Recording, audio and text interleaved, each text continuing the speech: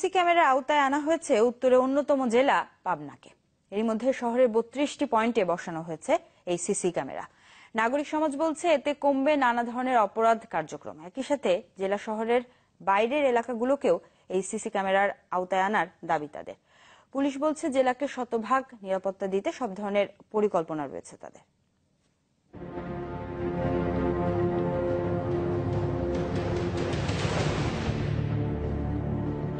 গত 15 অক্টোবর পাবনা শহরের মহিলা কলেজ রোড এলাকায় একটি স্বর্ণের দোকানে ডাকাতির দৃশ্য এটি।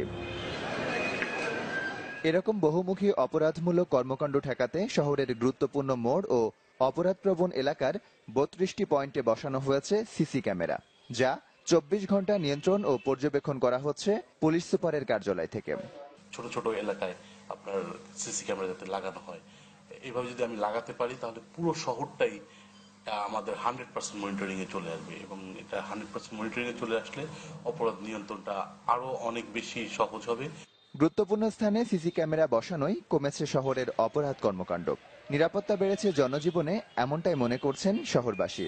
ক্রাইম কমে গেছে, আমরাও নিরাপত্তা, রাত্রিতে বাড়িতে ফিরি, আমাদের অনেক সুবিধা হয়। এই সিসি ক্যামেরা যে আরো বিস্তার লাভ করা যায়, আমরা ব্যবসায়িক মহল আরো নিশ্চিন্ত ভাবে আমরা চলাফেরা করতে পারবো। আজকে সিসি ক্যামেরার কারণে আমরা নিশ্চিন্তে চলাফেরা করতে পারি, কারণ সন্ত্রাসী কার্যকলাপ করলেও এই সিসি ক্যামেরার মাধ্যমে পরবর্তী ধরা যায়। বিভিন্ন কলেজের সামনে একটা ইফটিজিং এর একটা ব্যাপার ছিল, এই সমস্ত ব্যাপার থেকে আমরা অবশ্যই মনে করি যে আমরা নিরাপদে থাকতে পারবো। শুধু সিসি ক্যামেরা স্থাপনই নয়, এর যথাযথ রক্ষণাবেক্ষণের কথা বলছেন নাগরিক সমাজের প্রতিনিধিরা।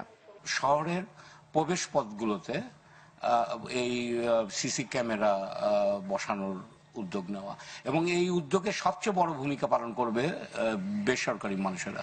গেল অক্টোবরে চালু হওয়া এসব সিসি ক্যামেরার বিষয়ে সচেতনতা তৈরি করার দাবি সংশ্লিষ্টদের। Desk report, channel 24।